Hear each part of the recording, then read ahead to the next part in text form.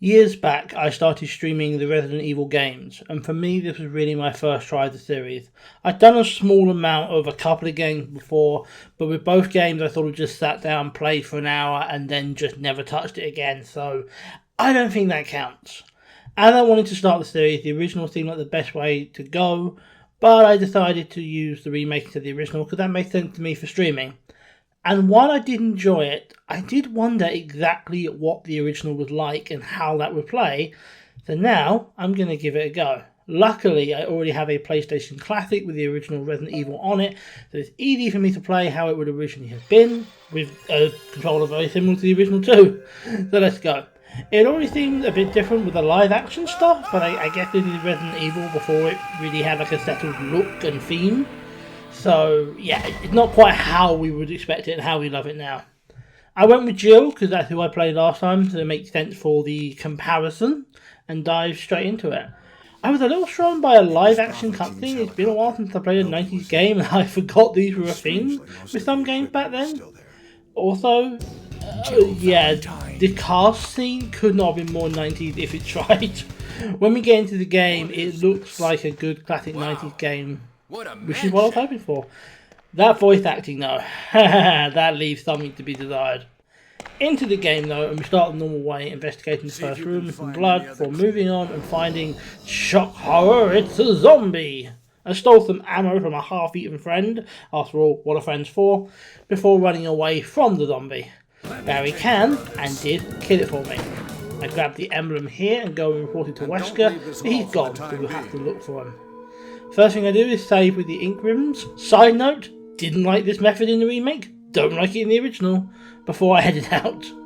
In this room there's a map with a statue, so I moved the stairs to get up there before equipping my gun and heading into an area with a zombie.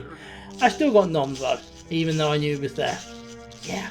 This was my first time using the resume point function on the PlayStation Classic. I know this sort of retro console gets flack, and I understand why, but I will say, I like the fact there is a save state style function in this. It makes projects like this so much easier. This time, I didn't get eaten. I looted and went into a hallway with a rabid dog. Once the doggo is dead, I turn the corner and then kill another one. I continue exploring and killing zombies till I find a familiar square room that I don't trust. The next room gives me a shotgun though. As I remembered, this is a trap room that I cannot do a damn thing about. I just have to be rescued, and I am. Ha! I finally heard the infamous Jill sandwich line. I knew it was a thing, but it was my first time hearing it. After one more god-awfully voice-acted scene, we carry on until I get to the paintings room. After solving that puzzle, I get the first crest that I need to get out of here. I head outside, murder another doggo, and put it in the panel. Dave's keeping it with me the whole time. After that, it's more exploring, finding a safe room, some more exploring, and then finding Barry. We discuss basically the same thing we've already discussed, and then he gives me some acid rounds. I mean, it's nice, but I haven't got a weapon for it, so I can't do anything. But that's okay, I immediately go outside and get one. Bazooka acquired. Going upstairs also gives us access to more areas, like the upstairs dining room where I can push a statue off. I also give the bazooka a try against some zombies. That's fun. Enough dandying around though, it's time to make progress. After finding another save room, I head on over to the greenhouse. There's a plant here that needs killing. I have the chemical for that though, so it won't take long when we get that all-important mansion key. After a bit more exploring, I find the music room and we can play some music. This unlocks the room where we can get the important gold crest, and thankfully we already have the emblem from earlier, so we can get back out of the room. After that, I get a key and find some more rooms, including the one where I can change outfits. As that can only be done on the second playthrough, and I won't be doing a second playthrough, it's no use to us. But it's still cool to get here. Instead, we'll focus on more important things like solving this puzzle, which is a case of covering vents with busts, and getting another crest. That is important. What's also important is, apparently Richard, I have no idea who he is, but he's poisoned and he's been bitten and we need to save him. Thanks to a guide, I know exactly where to go for the antidote, so I head all the way back to the other side of the mansion, grab the serum he needs and comes all the way back. It takes a while for us to get it, and then the ungrateful bastard dies on us. All that work, and he can't even bother to stay alive for 5 more seconds, god damn it. To make it worse, we now need to go where he was, to a room I remember well from the remake. That is one big goddamn snake, and do you know what? Even with the bazooka, he's tough.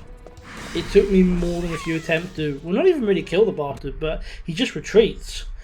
But, you know, he's done for now. It lets us get to the crash we need before the poison gets to us and we collapse. I guess now we're dead too. Oh no, wait, we're fine. I guess someone saved us and left us on a nice comfy bed. We'll keep on chugging then. I go and get a blue gem and then I use that to get ourselves, you guessed it, another emblem. I spend a bit more time exploring too, getting some things that I don't really need, but I kind of want because I'm a bit of a completionist. Things like the second floor map. After spending more time getting some unnecessary extra, it's time to do something I've been wanting to do since I got here. Leave. That's what all the quests were for. That's the whole point of getting them. We get to the door and we unlock it and we head through into the shed. We walk through the shed and into the gardens where we continue to kill the owner's pet doggos. Although in my defence, they are somewhat zombified. So I then go and lower the water. After taking a lift down, I kill some more dogs and then get to the gatehouse. Our first step here was to cover the tentacle hole. Another bastard thing I remember from before, and then I still accidentally got tentacled. That wasn't great. Once I got it sorted, I get to the safe room, sort myself out and begin exploring. Eventually finding a key in a bathtub, of all things. Don't ask me why, it was just there. Again, a key from next to a swarm of bees. Still don't know why that's there either. Along with a map, and I figure out how to get down to the water tank. I wish I can say I didn't spend a small eternity on this box puzzle, but then I would be lying. Yeah, I messed this up a few times. Fortunately, you can just reset by going up the ladder, but it's still a pain. Eventually, though, I got it. You know, I had forgotten about the sharks. Fortunately, the game was happy to remind me. I did remember, after being reminded, to drain the water though, and, well, that eliminated the shark problem. This is all an effort to get to plant 42, which before long I do unlock, and I suppose we better go fight it. Plant 42 honestly looks less like a plant and more like some kind of alien tentacle monster. Fortunately, I have the bazooka, which means that it didn't really stand much chance against me. Oh wait, he just recovered. Oh no, this is getting a bit much for YouTube. Oh hi Barry! Since when did he have a flame strike? Oh well, the plant's dead, so that's all that matters. When we head out and go back a bit, we bump into Wesker. I would say he doesn't sound very authentic, but then nobody does with the terrible voice acting. Wesker wants us to go back to the house, and he seems like a stand-up guy, not like he's the main villain I killed on the last Resident Evil game or anything that I played. So we do his arse and we head on back. The journey was uneventful, which is a nice change of pace, but when I get back, oh yeah. I remember these hunters. I specifically remember what bastards they are, but thankfully, I still have my bazooka. I carry on getting a Doom book. Wow, you really can play Doom on anything. And then back to the safe room before I head out to do some exploring and get some items. The mansion is full of hunters now, so we will have to spend time killing them. I'm sure it's the last whole thing I have to deal with. Oh, good, the giant snake is back. That's just what I wanted. And he's still difficult too. And it still takes me some few attempts. But I do kill him. As in this time I actually kill him and find a hole. We also find Barry turning up once the work is done. He lowers me down into the hole and then proceeds to drop the rope. What the hell, man? Just gotta sit around and wait for him to come back. Once he has and we can actually get back up, it's time to explore this underground area further. Going down the ladder and killing zombies. Nice that the zombie is not a dog, a giant plant, or a hunter for a change. Apparently all this leads to the kitchens. Sure, I can eat. This also leads to a bunch of stuff that I am not really going to go through much on this video because there's not a lot of point. It's generally unnecessary. I wanted to get the Magnum, which I never end up using. It's just completionist me wanted it. And also I got the first MO disc. It's part of getting the best ending, which I want, which I'm gunning for. So I made a point of getting it from the library. Now it's on to the caves. They're easy enough to get to, just from fiddling around with the elevator so I can get to the lower area without the water being raised, and then simply heading down the ladder there into the caves. Once more, Barry conveniently turns up, but this time he actually comes with us. We do a bit of exploring until we find Enrico, a guy we've never heard of until now. Enrico, that's what Jill called him, is now dead, and we have no idea who did it. Apparently this means splitting up, leading me to deal with hunters, a rolling boulder, what is it, Indiana Jones? And then a giant spider. Yeah. Turns out, not too hard to deal with when you have a bazooka, so I did it and got myself to the safe room. I did nearly die. I got the second Doom book and, well, that's it. That's the whole reason we were here. Though the reason why these books have emblems in it and the fountain needs them to open up. To what? or to the lab, of course, the final area. And to give the remake some credit, I recognised this immediately despite having never played the original. I go and find the password we'll need and then head into the labs to use the computer. Nothing can make a game feel more dated than when you use the ultra-modern computers they have in it. Using that ultra-modern computer, though, gets the door unlocked for us. In the next room, we find a much-needed security key, as well as have a quick look at some slides we picked up in the lab. Then I head to the library with a lot of bad guys, but more importantly a machine that decodes the first ammo key I had. Next up is the morgue, which... this puzzle took longer for me to get than it should, but this is how it should look. Anything else gets you gassed, and inside that room, got the second one decoded. Now who remembers running around the electrical room to activate the elevator? Oh, I do, unfortunately. I get the final key decoded, which is good, and more importantly, get that elevator activated. Now, a simple case of going back to the safe room and getting ready, because we are, ladies and gentlemen, at the end of the game. We are ready for the big finale.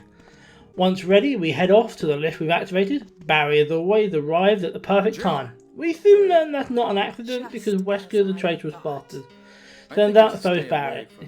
After a lot of badly voice acted explanation, and it is badly voice acted, Barry proves he's actually really on our side. Don't worry, we'll see Wesker again. I killed him in Resident Evil 5 after all. But we're gonna go and see Tyrant. We need to kill that thing. Jesus, he's even uglier in the original than he was in the remake.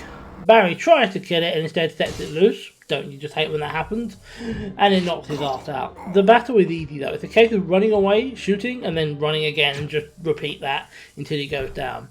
Then we get Barry up and apparently he's fine. When we get going though, yeah.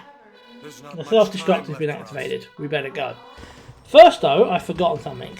I decided to go and do that. I put the 3 codes in and here's Chris. It's optional to save him, but I wanted to. Now we're getting out of here and after stocking up, we're heading to the helicopter pad.